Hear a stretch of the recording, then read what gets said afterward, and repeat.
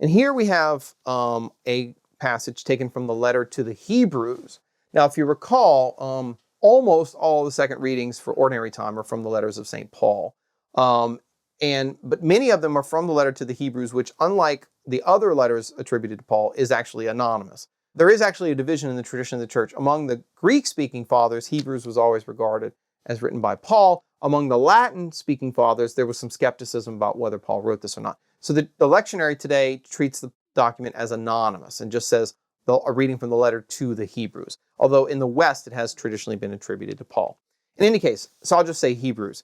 In the letter to the Hebrews, chapter 1, verse 1 through 6, the church gives us the opening from this very famous letter, which begins by focusing on the mystery, again, of what in Johannine language we would call the Incarnation, the mystery of Christmas. And this is the reading for today. It says this: "In many and various ways, God spoke of old to our fathers by the prophets. But in these last days, he has spoken to us by a Son, whom he appointed the heir of all things, through whom he also created the world. He reflects the glory of God and bears the very stamp of his nature, upholding the universe by his word of power.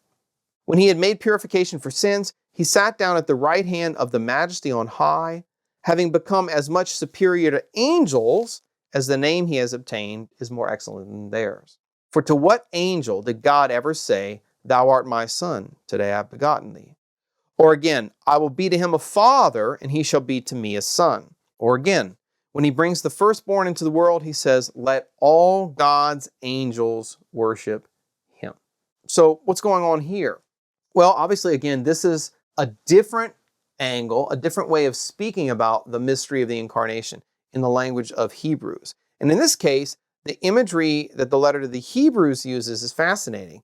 It describes the Son as the one who was appointed heir of all things and through whom God created the world. Okay, so think about that for just a minute. The person that we're celebrating on the Feast of Christmas isn't just the long-awaited Davidic Messiah. He isn't just the King of Israel or the hope of the nations. That baby in the manger at Bethlehem is also the one through whom the world was created, right? This is really important. When we're looking at the mystery of the identity of Jesus and we ask ourselves, is he creature or is he creator?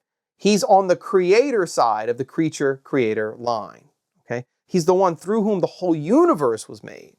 And then what Hebrews says is he reflects the glory of God and bears the very stamp of his nature, upholding the universe by his word of power. Now think about that. So the mystery of Christmas is that the same baby who is a helpless child in the manger is also the one who bears the very stamp, and the Greek word here is character. We get the word character in English. He bears the very stamp of the nature of God. And it's interesting, the Greek word here is hypostasis, which can mean either nature or person.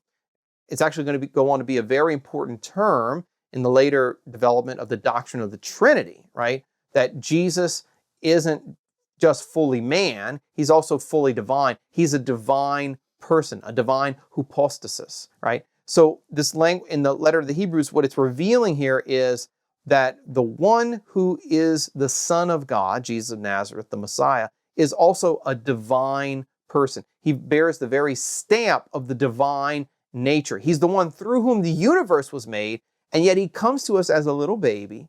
And while he's laying in that manger, he's also sustaining the entire universe at the same time. I like to emphasize this with my students sometimes. It is interesting that in the providence of God, Jesus comes into this world and is taken into the home of Joseph as his foster father, who is a carpenter, right? Or in Greek, a tekton. He's a builder, right? And of course, Jesus himself goes on to become a tekton, a builder as well. And I think it's fascinating because just as in the human sphere, both Jesus and his Father are tektons. They're builders. They build things. So too, in the divine realm, the Son, who bears the glory and the stamp of his Father's hypostasis, right? Bears the very stamp of the nature of God the Father, both the Son and the Father are also builders. But in this case, what Hebrews is saying, what is it that they built? Well, they built the universe, right? It's the one who made the stars who now comes into the world as a child. It's the one who sustains the whole cosmos, who we now worship and celebrate on the feast of Christmas. And so what the letter of the Hebrews here is doing, in its own language, which is a little different than the language of St. John, is revealing to us the mystery of the Incarnation. And it's really important. You'll notice this. We might not think about this much, but one of the first issues that had to be dealt with when proclaiming the gospel to certain Jewish believers was to clarify that Jesus is not one of the angels. It's very important. That when we call him Son of God, we don't mean that he's the Son of God in the same way that the angels are.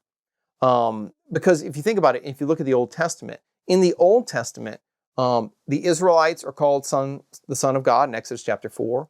But the first beings to be called sons of God, like in the book of Job, are the angels. So when the early Christians, like St. Paul, are going and preaching the good news of the birth of Jesus to Jewish audiences, and they say that he's the Son of God, they have to clarify that by calling him Son of God, they don't mean that he's one of the angels. And that's what Hebrews is saying here, that he is as much superior to angels as the name he has obtained is more excellent than theirs. And he goes on to give examples. To what angel did God ever say, "You are my son, today I have begotten you," right? So he is the only begotten Son of God, as we say in the Creed, which marks him out as different than the angels, because the angels are all created sons of God. But Jesus is not created, the Son is not created, he is eternally begotten of the Father, right? He is Son from all eternity. He always has been Son, he always will be Son, and he's the Son through whom all of the world, all creatures, including the angels, were made.